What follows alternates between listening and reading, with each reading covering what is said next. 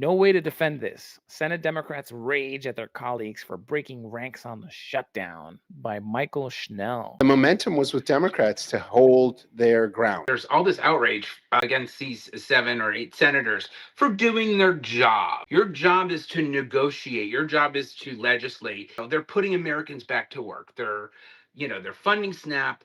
The air traffic control people are going to show up again. Democrats were coming off of a Tuesday elections where they were able to really have wins and really define themselves on the issues of affordability after months of being sort of all over the place. There's a conventional wisdom now emerging that this was actually a win, and even though so many people are upset about it, the threat of shutdown was constantly exercised against Barack Obama because you had Republicans in Congress who basically didn't want to give him any wins and didn't want him to be able to govern Congress. Their most basic function is supposed to be to budget. The fact that they can't do this consistently is just so pathetic. And so I'm not a fan of shutdowns to begin with.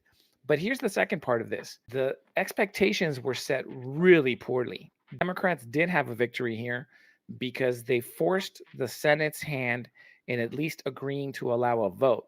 Now, that vote might not turn into anything, but again, Democrats control nothing. We don't control the Senate. We don't control the House. We don't control the White House.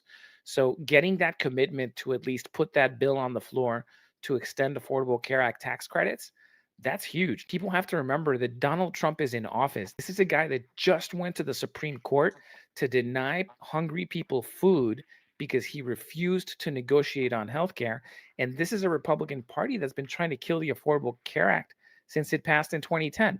So there's an opportunity to pressure Republicans and to raise healthcare to the top of the issue pile. And look, the fact that we're even talking about healthcare, what were we talking about a few weeks ago? Crime, National Guard in the streets, Donald Trump trying to force a showdown with states. But I think ultimately this will be a win, especially if you can continue to raise that contrast where Democrats are fighting for people's food and people's health care and Republicans aren't.